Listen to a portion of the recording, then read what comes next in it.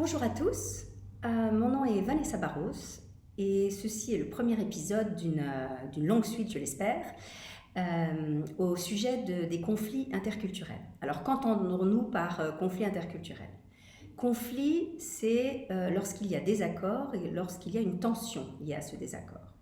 Et par interculturel, on entend un clash entre deux cultures, sachant que la culture, c'est un ensemble de comportements et de normes qui sont communes à un groupe. Alors ce groupe peut être générationnel, peut être différents genres, peut être ethnique, peut être religieux, peut être national. Ça peut être aussi un groupe ayant les mêmes orientations sexuelles.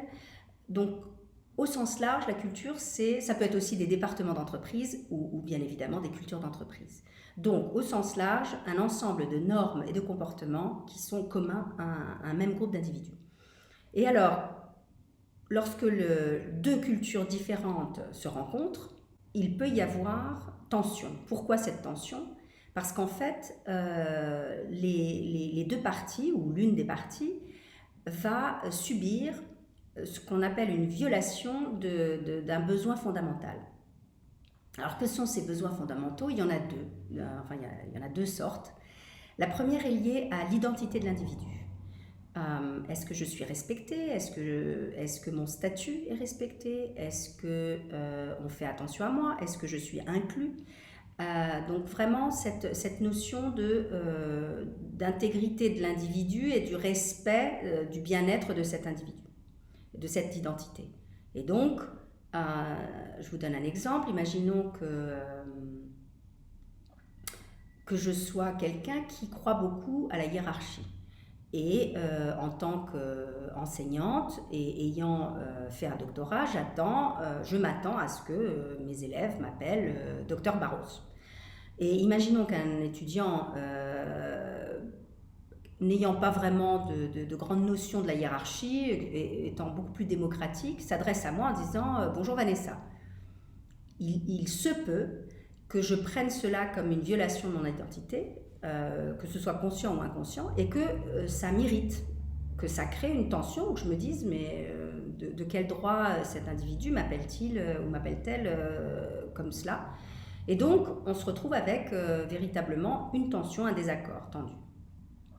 L'autre besoin fondamental est un besoin, alors le terme technique c'est de contrôle, il est un peu confus parce que ça donne un peu l'impression qu'on veut absolument contrôler l'ensemble des choses, c'est pas du tout le cas, c'est vraiment le besoin de finir une tâche, de faire un travail, d'avoir quelque chose qu'on avait prévu et que ça se fasse, donc c'est plutôt une tâche. Et là, je vous donne un exemple. Imaginons que je sois extrêmement ponctuelle, que j'ai créé un ordre du jour très très détaillé pour une réunion qui doit démarrer à 10h et que mon interlocuteur arrive à 10h30. Parce qu'il a une notion du temps qui est plus fluide que la mienne, qui est plus circulaire. La mienne est peut-être plus linéaire. Et donc il arrive une demi-heure en retard. Là, je ne peux pas faire la réunion comme je l'entendais, je ne peux pas répondre à tous les points de l'ordre du jour parce que je n'ai plus assez de temps. Et là, il peut y avoir une tension en moi qui est, en effet, je n'ai pas pu faire cette tâche et accomplir cette tâche que je voulais accomplir.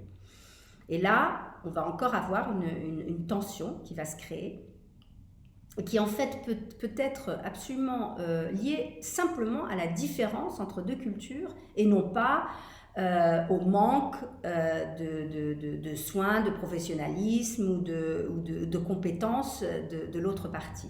D'accord ?